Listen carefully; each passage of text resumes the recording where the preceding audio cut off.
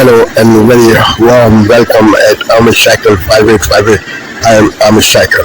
Foreign news have been reported by American, European, Asian, African, Australian news channels and the news agencies. So please, let's go to the headlines. Tonight there is breaking news just as we come on the air. Dramatic images coming in right now. U.S. forces seizing an oil tanker off the coast of Venezuela.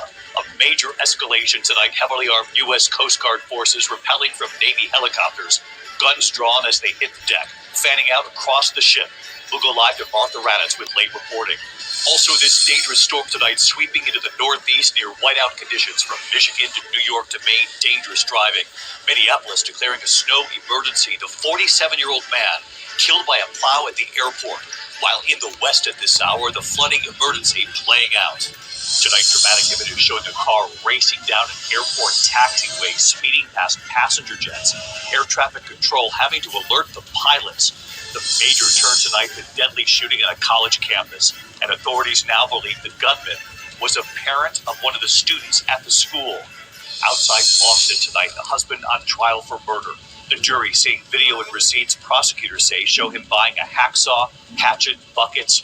Tonight, one of the last people to see the wife and mother of three alive on New Year's Eve taking the stand.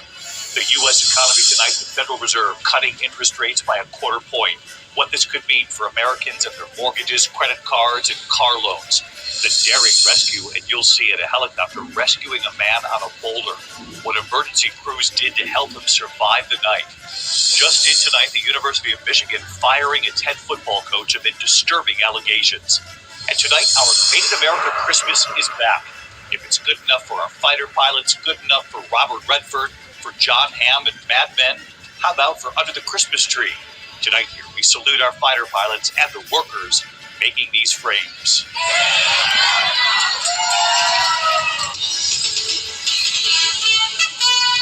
From ABC News World Headquarters in New York, this is World News Today. I think experience is going to matter more than ever. I don't have anything bad to say about James Tallarico. I'm sure people there to be some kind of fist fight, but I don't believe in that. My issue is with those on the other side. But there was a reason that I entered the race, and it wasn't because of James Tallarico. It was because of Jasmine Crockett. Now, as host of Planet Tyrus and Fox News contributor Tyrus. So, see, the answer is the world needs more Jasmine Crockett. Needs a little JC in their life. That's right. Not that JC is what you're saying. No, yeah, that's wow. It's like me changing my initials to MJ. Yeah. You know, so there's certain initials you got to give up. Like, hey, just say Jasmine Crockett. Going around calling herself JC. Yeah, you know what? Normally, this would be a time for me to gloat about, you know, what's going on with your Mavericks and the Cowboys and whatnot, but I just feel with the Jasmine Crockett stuff going on, I just want to reach across and go, Florida's beautiful this time of year, brother. No, listen, this is I talk about this a lot. This is media. This has nothing to do with the people of Texas. Jasmine Crockett, JC, Team Her, talk third person, fourth person, you have absolutely no shot because you're not serious and your time in the House is, if we put a highlight reel, it's of her in shouting matches. It's not her standing with a team of legislation they passed, laws they passed. It's who she's called names. And honestly, I'm going to be honest, as a guy who knows how to make fun of people, she's not good at it. She just calls you names. And then when the crowd doesn't react, she doesn't know how to stop talking. That's not going to serve you in a debate for Senate. She might not have a chance in a general election, but I do think she has a shot in a primary against James Tallarico. I personally prefer her honest, open, upfront insanity to his slimy, subversive fraudulence. So that right there is preferable for me when it comes to Jasmine Crockett. Still, to your point, her political talent is suspect. And here's a great example. She said this in Vanity Fair. She said that Latino voters have a slave mentality. And that's going to be hard. There's a lot of Latino voters in Texas. And she's saying any of them that voted for Trump basically have a slave mentality. Mexican Americans in Texas and different Latino groups, they're serious people. They want things done just like we all are. When it comes to making sure there's food on your table, having opportunities to earn the most you can in your job, paying your taxes that aren't ridiculous, having safe streets, clean water. These are all things that matter to them. someone like that who just picks groups out and attacks them, you cannot then come forward and say, I'm going to represent the state. Because the state, you can get away with this stuff in the House, because I don't think Americans pay attention to the House like they do the Senate.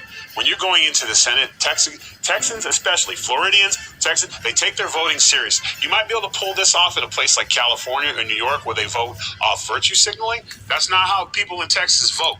So I did this before with President Trump. I'm 100% telling you she is not going to win. It's going to be a Republican landslide no matter who or whomever, because Texas has benefited from this White House, and they're also tired of the noise.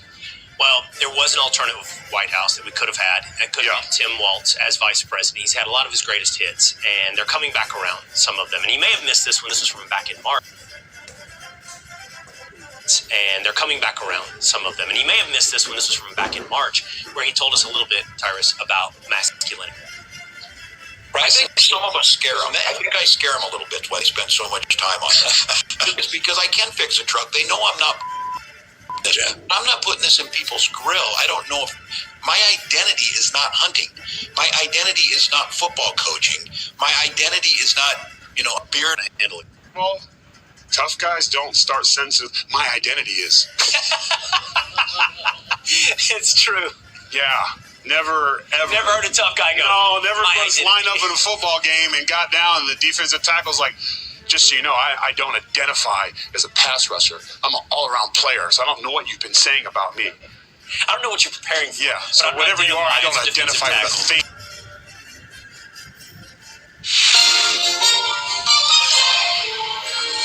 On this Wednesday night, an unprecedented status update for travelers. The U.S. planned to force some tourists to reveal their social media history. You're going to make things a lot more difficult. And when it might take effect. Alberta overrides the charter again, this time to pass new laws targeting young trans people. It's so disturbing. The building backlash against the UCP government.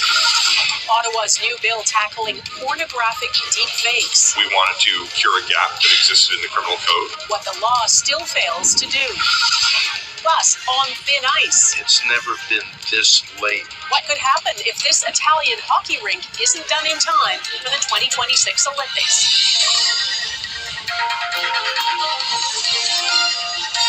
Global National with Donna Friesen. Good evening and thanks for joining us. The U.S. has unveiled sweeping new rules that are planned for people entering the country. Foreigners from 42 countries could be required to disclose 5 years of their social media history before being allowed into the United States. It wouldn't affect Canadian citizens, but people living in Canada who don't have citizenship, such as permanent residents, could be swept up in it, along with people from some of America's closest allies, the UK and Australia.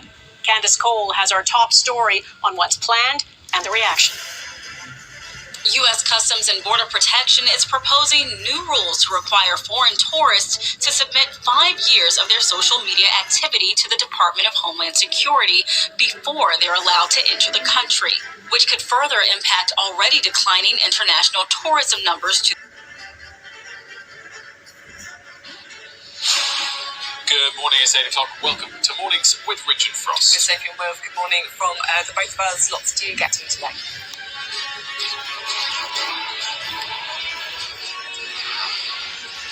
Is Wes Streeting's deal for the doctors good enough to end the Christmas strikes? Union members have their say in a vote.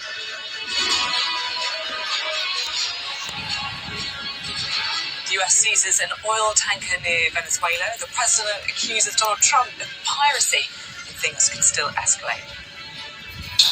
Seized a tanker on the coast of Venezuela, large tanker, very large. Largest one ever seized, actually. And other things are happening, so you'll be seeing that later.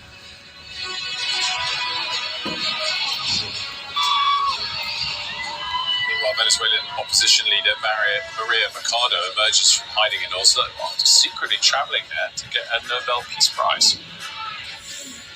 Plus, we'll hear how hundreds of thousands of migrants could be illegally overstaying their visas because they think the UK is a soft touch. And harmony over spending habits. Olympian Tom Daley and his husband tell us how to avoid money miscommunication with your partner this Christmas.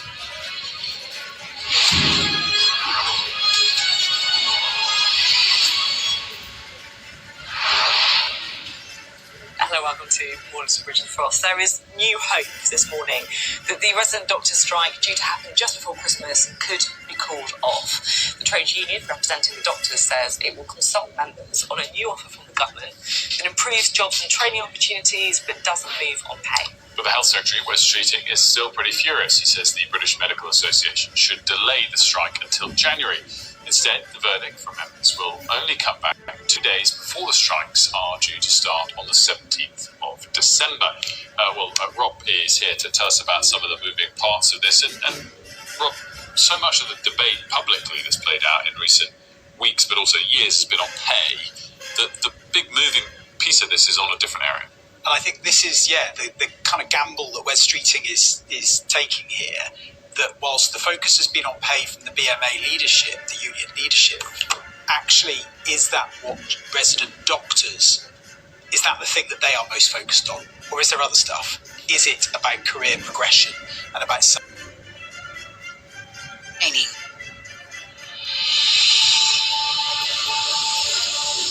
Tonight, multiple emergency-level bushfires in Perth suburbs putting lives and homes at risk.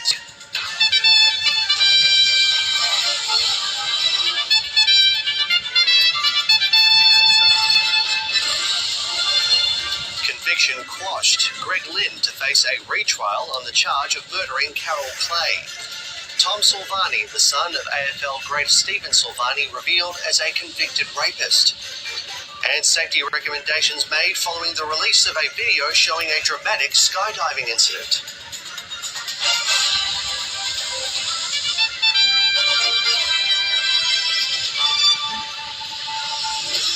Good evening, Manny Tsigas with ABC News, coming to you from the land of the Wurundjeri people. Now, before we move on, a note to our viewers in regional Queensland, regional North regional WA, you may be experiencing some intermittent issues.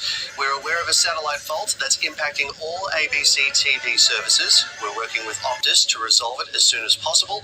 In the meantime, you can continue watching all ABC TV services via the ABC iView app. Let's start in WA, where emergency warnings have been issued for separate bushfires burning in Perth. Reporter Maya Cordick is at Kenwick, just outside of Perth, to bring us the latest. Maya, how are firefighters handling the situation there on the ground? Well, Manny, as you mentioned, I'm here in Kenwick, where fires are threatening suburbs in Perth, south, east and north. The total area affected is now 93 hectares, with more than 100 firefighters on the ground and aerial support fighting these bushfires. The bushfire is moving in an easterly direction, and DFES says homes on Bickley Road, Brook Road and Boundary Roads are under.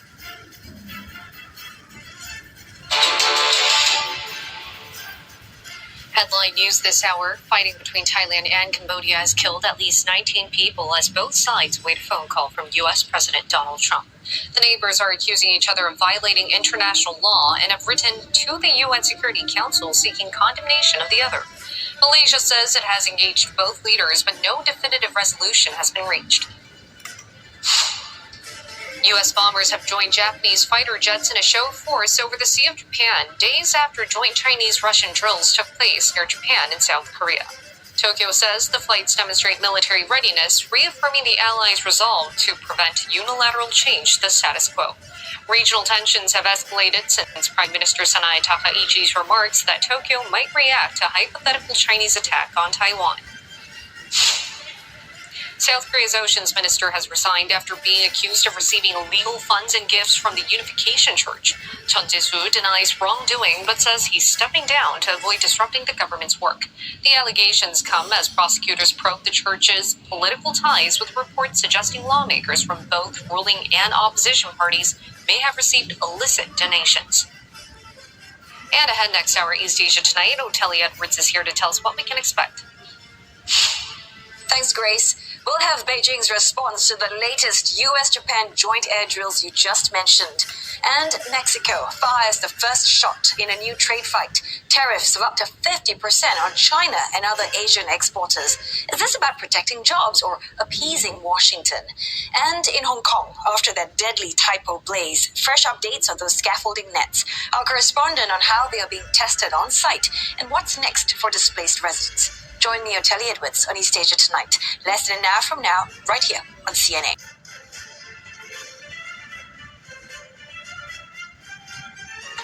Africa News.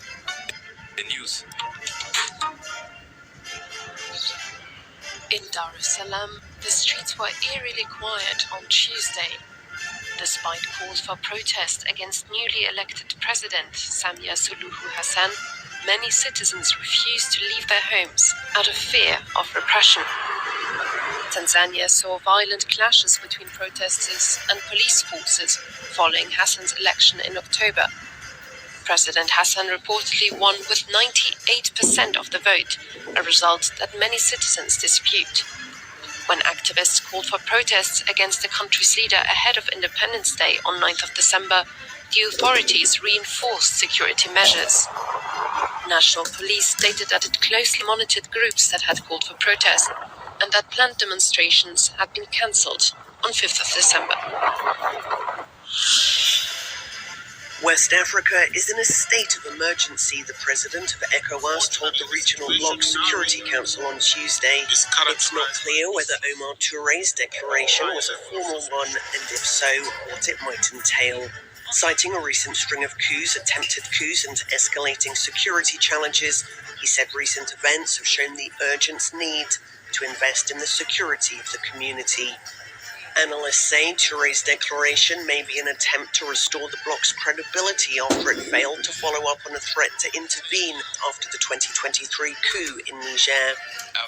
Also on Tuesday, Nigeria's Senate approved a request from President Tinubu to deploy troops in Benin at its government's request.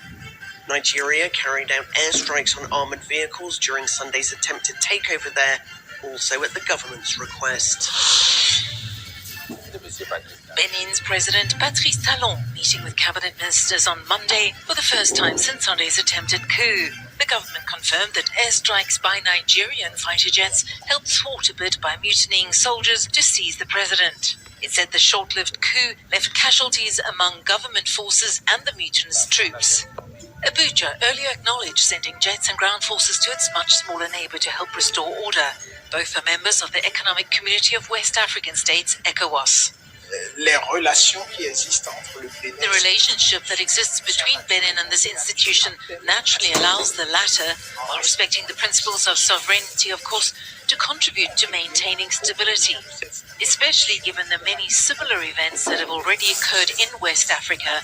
It has certainly learned from these experiences, and Benin was supportive of its intervention. Favorable à son intervention. Benin security forces have intensified the search for coup leader Colonel Tikri Pascal, who's on the run.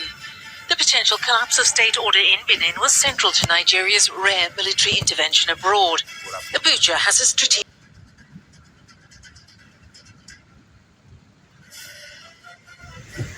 Thank you for watching Ahmed Shakil 5858. I am Ahmed Shakil. I hope you will visit again. Have a good life. Bye-bye.